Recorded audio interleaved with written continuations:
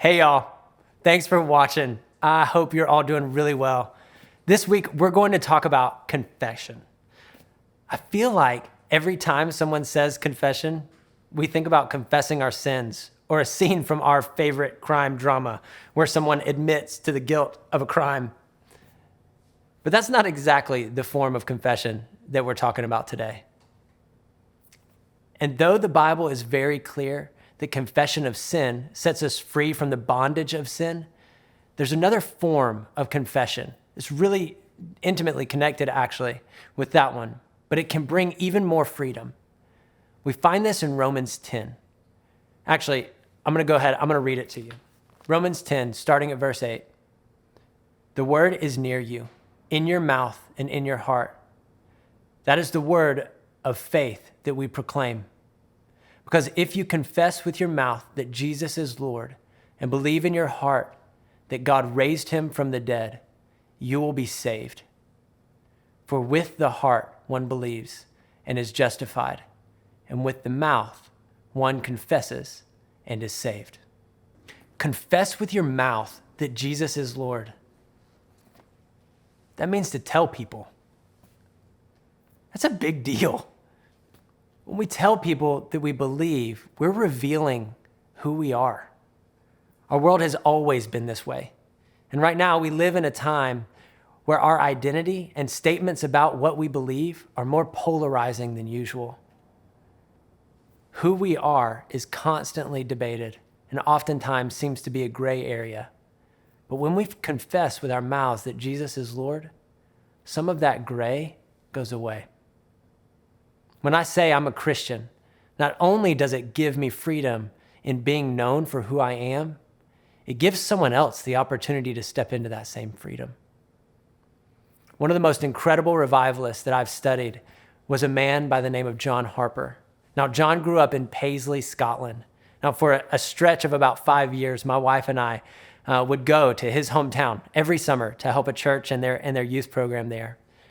And John was a revivalist and a man of prayer. He was married, and he and his wife had a little girl named Annie. But John's marriage to his wife was cut short when she passed away not long after their child was born. And John continued to preach, and people traveled from all over to hear the message of the gospel as John spoke with an incredible authority and conviction. News actually even spread to America of what God was doing in Scotland. And John was invited to come and speak at D.L. Moody's auditorium. Now, Moody was one of John's heroes in the faith, and it was an incredible place for preachers to speak. So he and his little girl packed up their belongings for the long journey. Now, planes were not then what they are today, and so the two of them would take a boat, but not just any boat. This was one of the world's greatest cruise liners that had ever been made. Men and women from the richest of the upper class to the most humble of the middle lower class were so excited to be sailing on this vessel to America. But on the fourth day of the journey, the unexpected happened, and the grand ship known as the Titanic hit an iceberg. The ship's main cabins began to fill with water, and John and his daughter Annie were on the deck. As men and women and children frantically looking for lifeboats, John too was trying to get his little girl to safety. After a short while, John found a lifeboat and handed his little girl to the captain of the small vessel. Annie began to realize that her dad was not going to come with her.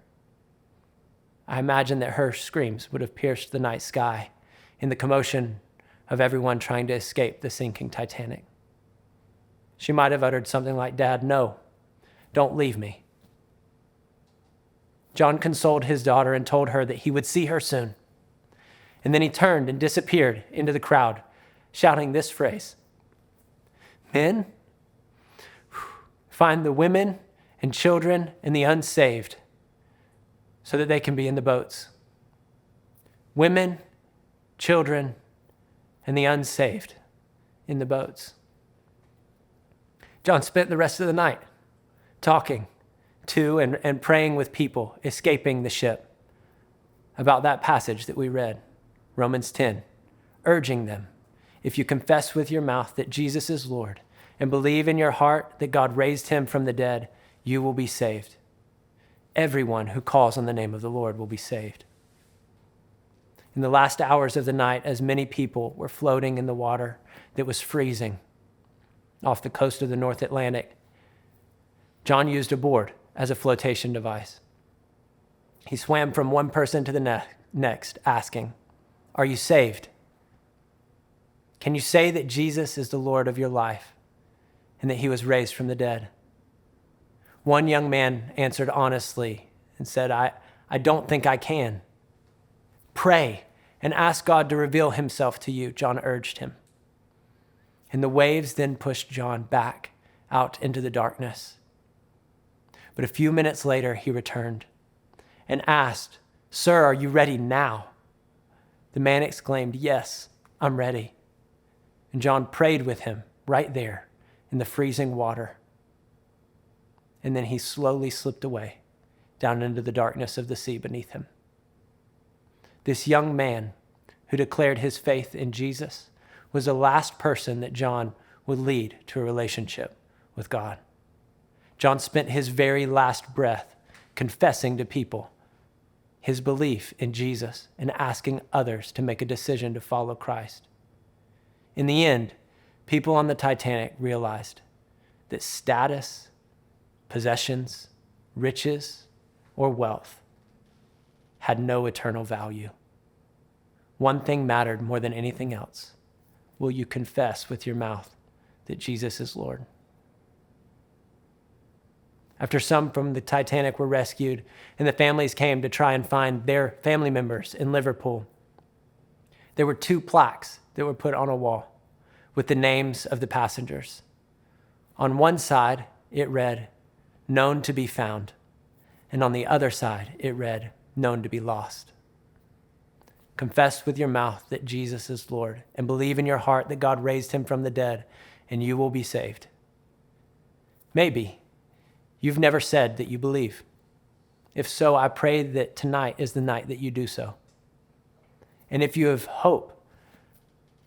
I hope that you cannot be ashamed of the fact that you believe in Jesus and tell those around you who he is and who has saved you. And tonight in our groups, we're going to talk about confession and believing that Jesus is who he says he is.